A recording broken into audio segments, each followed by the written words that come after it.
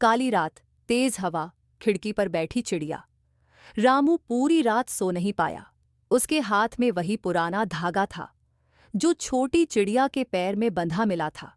उस धागे पर बना निशान बिल्कुल वैसा ही था जैसा उसके पिता की पुरानी लकड़ी की पेटी पर बना रहता था।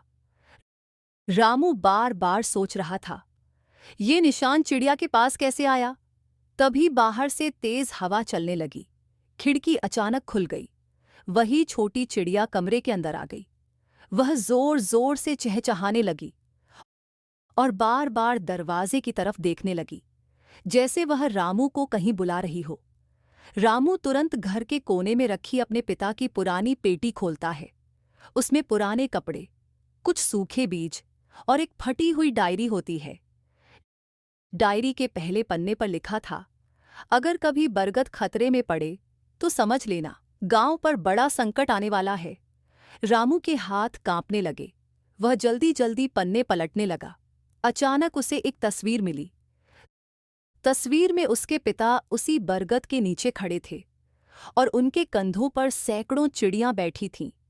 सालों पहले जब गांव में भयानक सूखा पड़ा था, तब इसी बरगद ने पूरे जंगल को बचाया था। इस पेड़ की जड़ें जमीन के बहुत नीचे तक जाती हैं, जहां आज भी पानी जिंदा है। अगर ये पेड़ कट गया तो पूरा इलाका रेगिस्तान बन जाएगा। रामू की आंखें फैल गईं। उसे समझ आ गया, ये सिर्फ पेड़ नहीं, पूरे गांव की जिंदगी है। उधर ठाकुर वीरेंद्र हार मानने वाला नहीं था। उसने शहर से बड़ी मशीनें बुला ली। वह गुस्से में बोला, कल सुबह वो बरगद जमीन पर गिर जाना चाहिए। गांव वाले डर गए।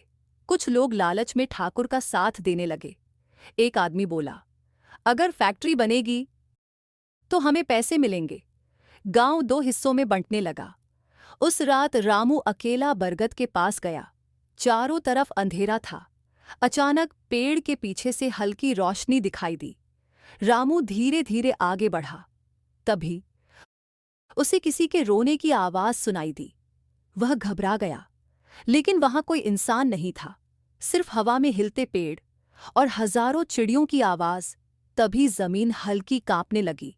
बरगद की जड़ों के पास मिट्टी हटने लगी और नीचे एक पुराना पत्थर का दरवाजा दिखाई दिया।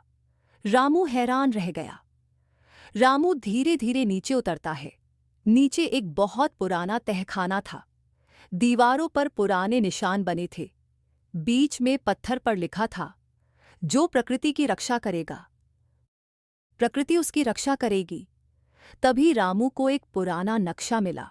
उस नक्शे में पूरे गांव के नीचे पानी की धाराएं बनी थीं और उन सबका रास्ता उसी बरगद की जड़ों से होकर गुजरता था।